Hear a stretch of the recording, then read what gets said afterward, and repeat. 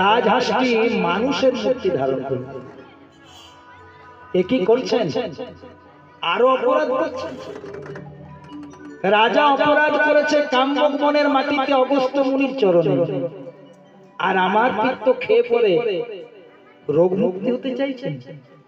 রাজাকে যদি ভালো করতে যান, রাজাকে নিয়ে যান ওই কাম্যক বনে, যেখানে এক রাত্রি যাপন করেছিলেন শিকার করতে গিয়ে, মুনিকে বের করে দিয়ে মুনির কাছে ক্ষমা চান। এই যে ওগুলোকে পরে বলে দিচ্ছি। মুনির কাছে ক্ষমা চান পা ধরে।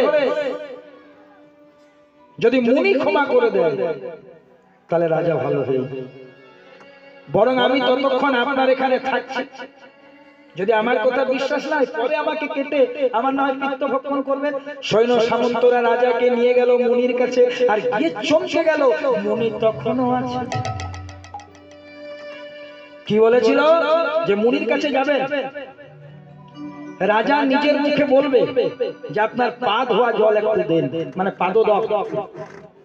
আর সেই পা ধোয়া জল দেওয়া মাত্র রাজা যদি খেয়ে নিতে পারেন, পান করে নিতে পারেন, রাজা তৎক্ষণাৎ রোগ মুক্তি হয়ে যাবে। রাজা মশাইকে নিয়ে গেলেন সবাই মিলে কষ্ট করে। রাজা মশাই সে হাত ভালো করে নাড়তে পারে না, তাও কোন রকমে হাতটাকে এইভাবে এই মুনির কাছে গিয়ে বলছে, দয়া করো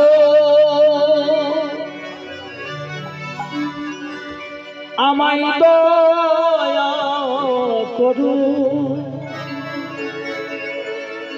দয়া করো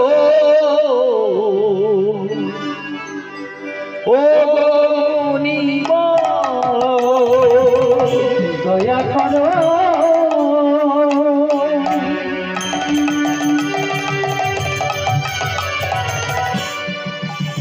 আমায়, দয়া করো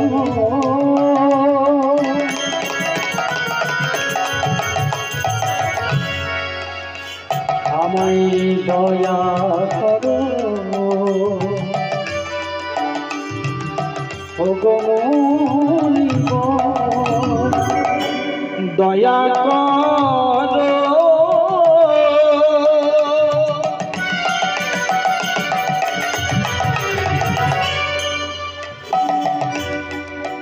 আমায়, দয়া করো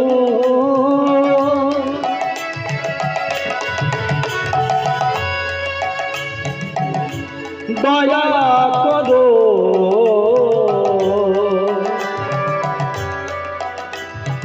ও গো মুনিব, আমায় দয়া করো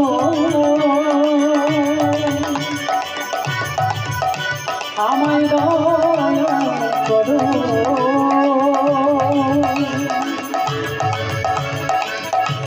দয়া করো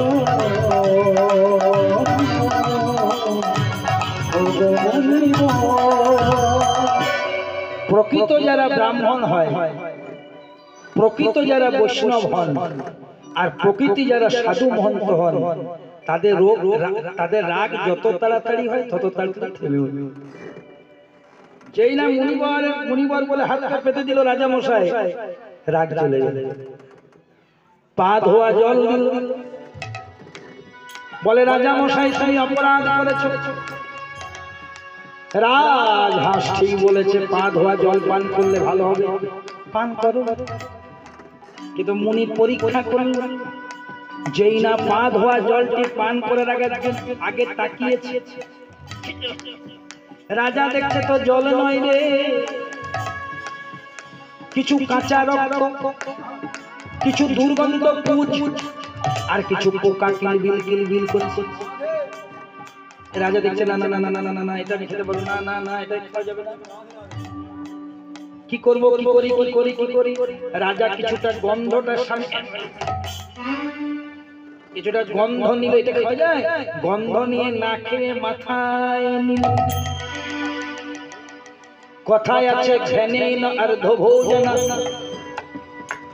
মানে গন্ধ নিলে কিন্তু অর্ধেকটা ভোজন হয়ে যায় বাবা। ওই জন্য দেখবেন মায়ের একটা কথা বলে দিই, বড় বড় মঠ মন্দিরে যাবেন, নবদ্বীপ যাবেন, মায়াপুর যাবেন, জগন্নাথ ধাম যাবেন, বৃন্দাবন যাবেন, দেখবেন যারা ঠাকুরের ভোগ রান্না করে, যতক্ষণ ভোগ রান্না করে একটাও কথা বলবে না, আর মুখের মধ্যে একটা কাপড় বাঁধা থাকে। জিজ্ঞেস করবেন যে মুখে কেন কাপড় বেঁধেছো, বলে ঘ্যানেই না আর দো ভোজন, ওই গন্ধটা যদি আমি নিই তাহলে আমার অর্ধেকটা ভোজন হয়ে যাবে, তাহলে ভোগ রান্না করা হবে না, আমার ভোগ হয়ে যাবে। ওই জন্য মা বোনদেরকে একটা কথা শিখিয়ে দিয়ে যাবো, দুঃখ পেও না, মা এগুলো বলছি ভেবো না যে ডায়লগ দিচ্ছে, আমাকে বলে বড় ডায়লগ দিচ্ছি, যা ভাববে। যদি কোনোদিন ঠাকুর মন্দিরে পুজো দিতে আসো মায়েরা, এই পাথরের মধ্যে চিড়ে কোলা পোড়া বাতাসা সাজাও তো, তারপর ঠাকুর মন্দির আসো, তখন কিন্তু কথা বলো না, আমার মূল্য দেবে। খুব যদি গুরুত্ব, খুব যদি অসুবিধা না হয়, আর কথা যদি বলবে পাশের একজনকে দিয়ে পরে, কারণ জানো না, যখন আমরা কথা বলি অজান্তেই মুখ থেকে আমাদের অনেক কিছু বেরিয়ে যায়, আমরা বুঝতে পারি না, বেরিয়ে যায়। আমারও বেরোচ্ছে, দেখুন আপনি ফলো করুন, কখনো করে একটু একটু করে বেরিয়ে যায় কথা কথা। আর ওইটা যদি গিয়ে সেই চিড়ে কোলা পোড়া বাতাসায় লেগে যায়, আর তারপরে যদি আপনি শিবরাত্রির পুজো দিন, বুঝতে পারছেন মা কি হতে পারে, আগুন নিয়ে খেলা যাবে। তাই যখন আপনি পুজো দেওয়ার দরকার দেবেন, প্রণাম করে চলে যাবেন, দেবেন যখন, তখন আপনাকে নিয়মটা মানতে হবে, নিয়ম কিন্তু আপনাকে মানতে হবে। এটা আপনাদের চরণে আমার নিবেদন রয়েছে। যখনই মন্দিরে পুজো দিতে আসবেন, দেখবেন আমাদের সমাজের নিয়ম আছে, দেখবেন যখন আমরা কোনো কিছু চিড়ে কোলা পোড়া বাতাসা আনি, তার উপর একটা দেখবেন রুমাল ঢাকা, অনেকে দেখবেন যত্ন করে কিনে আনে, দেখবেন রুমাল যত্ন, আবার অনেকে উলেট করে, কেন, যাতে এইটা ওখানে ডাইরেক্ট ঢুকে যায়। এগুলো যারা শাশুড়ি মা হয়েছেন বৌমাকে শেখাবেন, আবার ওই বউগুলো যখন শাশুড়ি হবে তাদের বৌমাকে শেখাবে, তাহলে বংশ পরম্পরায় রয়ে যাবে।